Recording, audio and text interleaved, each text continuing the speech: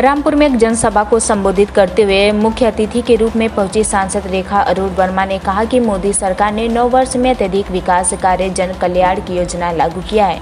रेखा अरोड़ वर्मा कोसी मंदिर स्थित रोड सनातन धर्म रामलीला मैदान में बड़ी संख्या में जनसभा को संबोधित कर रही थी। जनता से भरे खचाखच मैदान में उन्होंने कहा कि कांग्रेस ने अपने शासन काल में जनहित की योजना लागू नहीं की थी। अब भारतीय जनता पार्टी मोदी जी को कोसते हैं, कहते हैं कि हम भी यह योजना लागू कर रहे थे लेकिन 65 साल में कोई योजना लागू न कर सके। राहुल गांधी कहते हैं कि भाजपा ने मुझे पप्पू बना दिया, जबकि यह लोकसभा के अपने आप को पप्पू बना चुके हैं। पूर्व सरकारों में निरंतर घोटाले होते थे और करोड़ों अरबों रुपए का गमन भ्रष्ट राजनेता और पार्टियां कर रही थी। मोदी जी के कार्यालय में ईमानदारी योजनाओं को लागू किया गया है। योजनाओं का सीधा लाभ बिना भ्रष्टाचार के सीधे लाभार्थियों को प्राप्त होते हैं।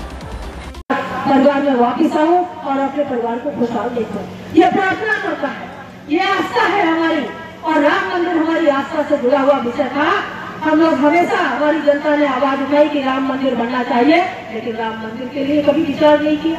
हाँ, आज बनेगा, आज बनेगा। और तब भी क्वेश्चन भाजपा पर उठता था कि भाई आप कहते हैं राम मंदिर बनाएंगे, लेकिन तारीख तो आप बताते नहीं हो। अब हमने राम मंदिर भी बनाना शुरू कर दिया। आदरणीय योगी आदित्यनाथ जी बने हैं, उस दिन से आपको 18 से 22 घंटे बिजली मिलती है।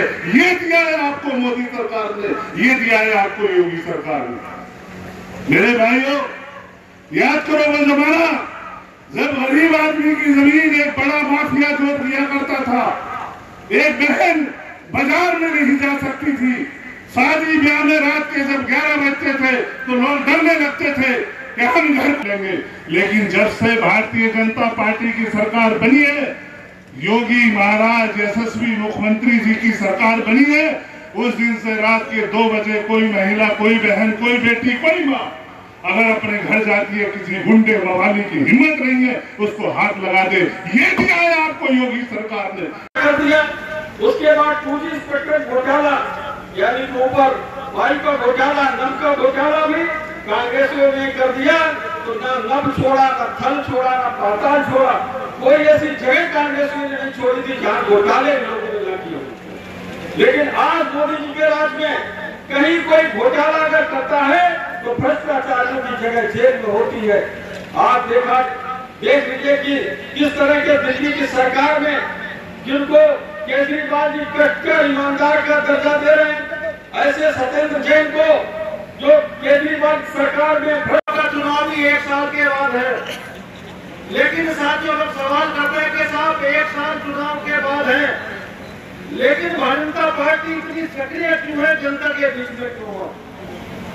उसका अभी जब ओलंपिक में पूरे वक्ताओं ने चर्चा की कि 9 साल सेवा, सुशासन और गरीब कल्याण को समर्पित।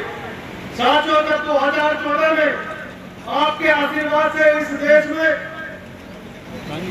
पूरी दुनिया के लोकप्रिय नेता आदरणीय नरेंद्र मोदी जी के नेतृत्व में एक लोकप्रिय सरकार का गठन माननीय मोदी जी के नेतृत्व में आपका आशीर्वाद से हुआ था।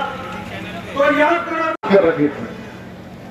देखिए, जब से माननीय मोदी जी आए तो देखा होगा खुली छूट हमारे जवानों को मिली है, और वो खुली छूट देने का काम मोदी जी ने किया।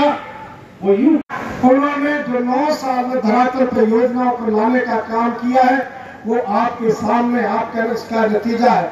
क्योंकि आपने देखा 2014 के बाद, प्रधानमंत्री के बनने के बाद 2017 में माननीय योगी आदित्यनाथ जी की सरकार बनी।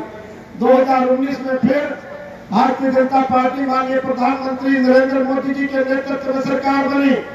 और फिर 2022 में भी इन नीतियों के कारण, इन काम के कारण, इन योजनाओं के कारण फिर 2022 में माननीय योगी जी के नेतृत्व में सरकार बनी।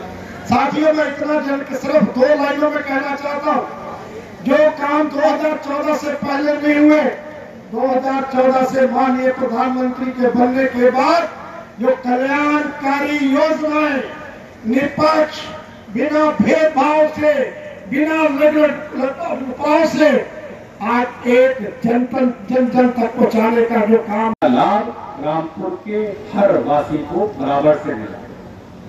जो योजना के बाद क्षेत्र में बताने की जरूरत है कि जब योजनाओं में कोई भेदभाव नहीं है तो सामने वालों को भी कभी भेदभाव की दृष्टि से नहीं सोचना चाहिए। मित्रों, बातें तो बहुत है करने के लिए, लेकिन अभी काफी लोग हैं, हम और आप लगातार बैठते रहते ही हैं।